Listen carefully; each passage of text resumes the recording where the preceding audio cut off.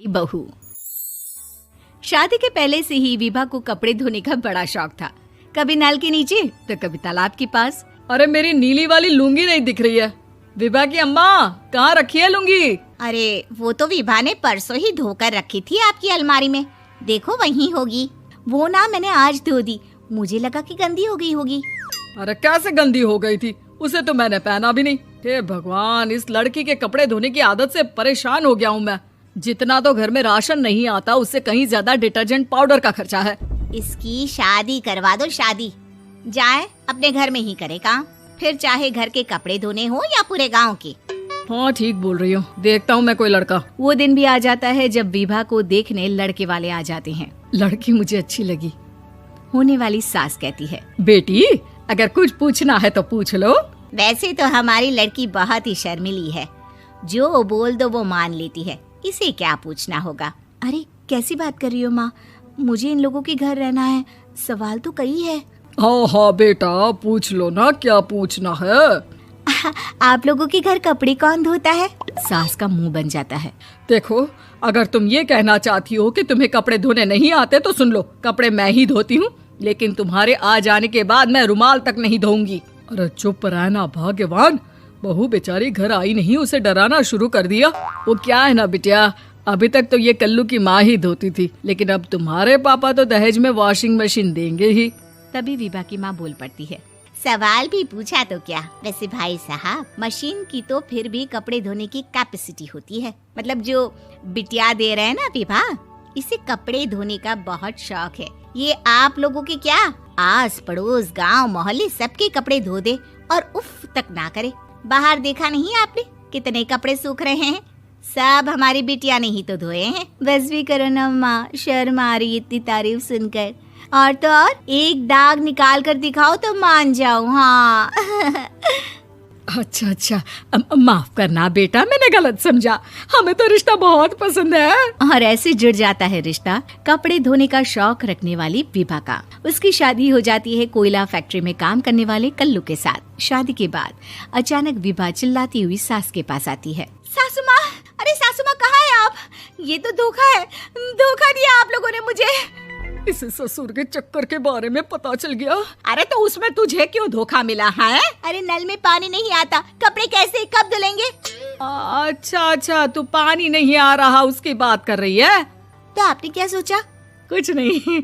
अच्छा तेरी माँ ने कहा था कि कपड़े धोने का शौक है तुझे, याद आया मुझे। शौक बोलकर कपड़े धोने वाले मेरे जुनून को कम ना आके सासू माँ, कपड़ा धोना मेरा गुरूर है। तभी पति भी वहाँ आ जाता है। अभी मैंने इसे सनी देओल की फिल्म दिखाई है, उसी के डायलॉग मार रही है माँ। अच्छा सुन, साफ साफ बता रही हूँ, पानी सुबह 4 से 6 और शाम को 10 से 12 आता है, समझी? विभा टाइमिंग सुनकर हैरान हो जाती है। ये क्या भूतों का मोहल्ला है? सुबह 4 बजे उठकर कौन कपड़े धोता है? 4 बजे टंकी में पानी जाता है, फिर सारा दिन धोना ना, किसने मना किया? अरे कैसी बात कर रही हैं? 200 लीटर की टंकी में कितने कपड़े धो लूंगी मैं, सुबह ही उठ जाऊंगी मैं। अब क्या था, विभा सुबह 4 से लेकर रात के 12 बजे तक कपड़े ही धोती रहती। एक रोज सास पड़ोस से निकलकर कहीं जा रही होती है कि साथ वाली कहती है, हाँ कल्लू की माँ, जरा ये बताओ कि 2 साड़ी है, 2 ब्लाउज और एक पेटीकोट और एक नाड़े वाला लंबा कच्छा। हाँ तो? अरे तो क्या, कितना लोगी धुलाई ये बताओ। धोबन दिख रहे हैं हम क्या? हमारे पति सरकारी नौकरी से अभी रिटायर हुए हैं और बेटा सुपरवाइजर है कोयला फैक्ट्री में। धोबन समझ रखा है हमें? हाय रे कल्लू की अम्मा, माफ कर दो, वो तो मोहल्ले में यही सब बता रहे थे कि तुमने बहू को कपड़ा धुलवाने के काम में लगा दिया है। सास को पड़ोसन की बात सुनकर गुस्सा आ जाता है। वो घर पहुंचती है जहां घर के बाहर ही इतने सारे कपड़े सूख रहे होते हैं जितने कि किसी धोबन के घर पर। अरे ओ कल्लू की दुल्हन, बाहर निकल। माँ जी यहीं आ जाओ, बाथरूम में चादर धो रहे हैं हम। अरे अभी हम धोते हैं, तुमको बाहर निकलो। ये आस पड़ोस वाले बोल रहे हैं कि हम बहू से कपड़े धुलवा कर उसे कपड़ा धोने वाली बना दिए हैं।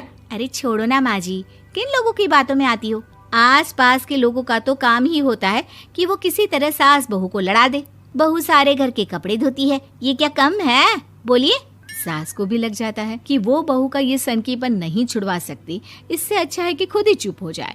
एक रोज सास और बहू मंदिर जाते हैं, जहाँ सास की साड़ी वहाँ खड़ी भीख मांगने वाली से मिलती है। माँ जी क्या बात है, आपकी साड़ी उस भिखारन से कितनी मिल रही है ना? हाँ हाँ देखो तो, दोनों की साड़ी मिल रही है। क्या बात है कल्लू की अम्मा, तुम खुद को तो अफसर की बीवी बताती हो और ऐसी सिंपल सी प्लेन साड़ी पहनकर घूमती हो। सिंपल और प्लेन नहीं है ये साड़ी। तो क्या सोने के धागे से फूल बने हैं? कुछ भी सासू माँ, कुछ भी। हाँ बने थे इस साड़ी में सोने के धागे से फूल।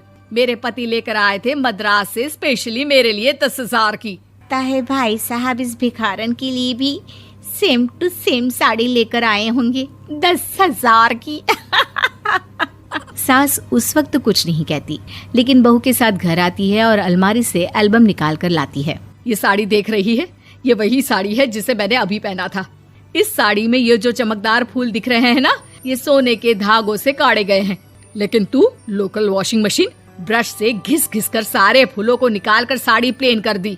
मुझे माफ कर दीजिए सासू माँ। और तो और, जब मैंने तुझे तेरी गलती के लिए कुछ नहीं कहा, लेकिन तूने तो सबके सामने मेरा मजाक ही बना दिया। क्यों? बहू को समझ में आ जाता है कि अब से उसका कपड़े धोना बंद।